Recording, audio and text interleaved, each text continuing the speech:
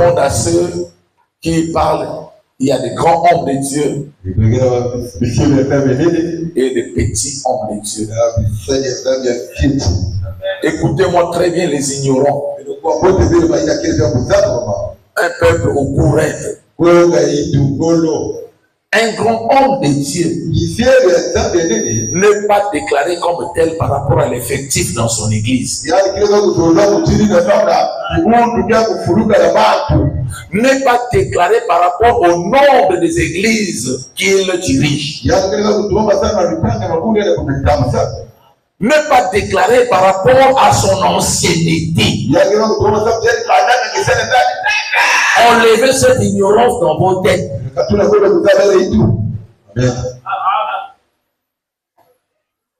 grand homme de Dieu est considéré comme tel par rapport à l'enseignement qu'il porte. Qu'est-ce qu'il enseigne?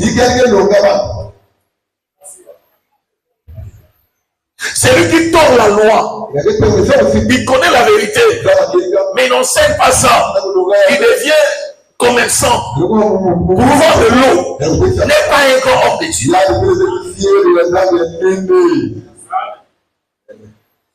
Parce que la vérité ne nous dit pas de vendre de l'eau. Celui qui n'applique pas la vérité, même s'il y a 1 milliard des adeptes, il est petit devant Dieu parce qu'il n'applique pas la loi. Enlevez cette ignorance. Tu peux avoir 40 églises partout au monde. Si tu n'appliques pas la vérité, tu n'es pas grand. Ah oui, tu es grand devant le monde. Oui, j'ai compris. Mais devant Dieu, tu es petit.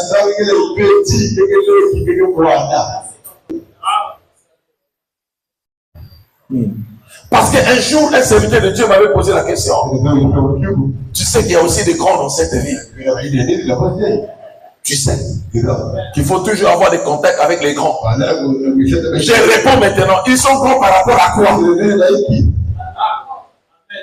Si d'après vous, être grand, c'est par rapport à l'ancienneté dans le ministère, vous êtes en train de vous tromper, c'est faux. C'est faux.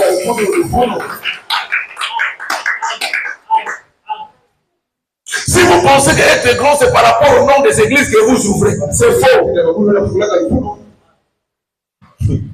On est grand par rapport à la parole, à la sémence que nous sommes en train de porter. Qu'est-ce qu'on enseigne?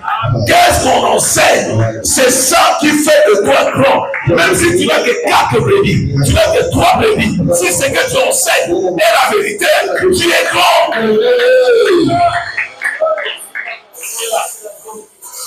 On n'est pas grand par rapport au nombre de voitures que tu possèdes.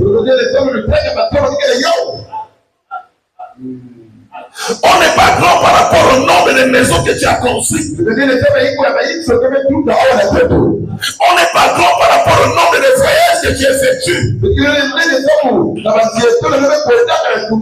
Voilà la raison pour laquelle aujourd'hui il y a maintenant des hommes de Dieu internationaux. Alors dis-moi qui est local. Parce que la mission que nous portons est universelle. Ça c'est l'orgueil. Certaines personnes ne méritent pas que Dieu les élève. Tu vas voir quelqu'un qui souffrait, qui marchait à pied, qui traversait la ville, toute la ville à pied. Le jour où Dieu lui donne une petite voiture, il devient un grand homme de Dieu à cause de la voiture. C'est l'ignorance. C'est l'ignorance. Ce ne sont pas les matériels qui font les serviteurs de Dieu grand. Ce ne sont pas des matériels.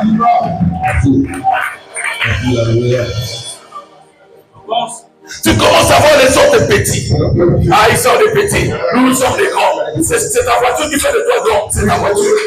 Ça, c'est quelle ignorance comme ça.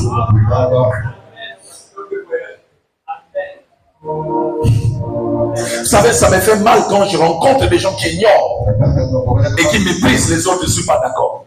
Ce n'est que le grâce de Dieu qui un jour peut te faire quitter le pied et il te donne une voiture. La grandeur n'est pas dans le matériel. La grandeur n'est pas par rapport au nombre de personnes que tu réunis. La grandeur n'est pas par rapport au nombre des églises que tu as ouvertes. La grandeur n'est pas par rapport au nombre d'années que tu as passé dans le ministère. Mais la grandeur est par rapport à la vérité que tu as enterrée sous tes livres. Tu soutiens quelle vérité? Tu prêches quelle parole? Vendeur, commerçant.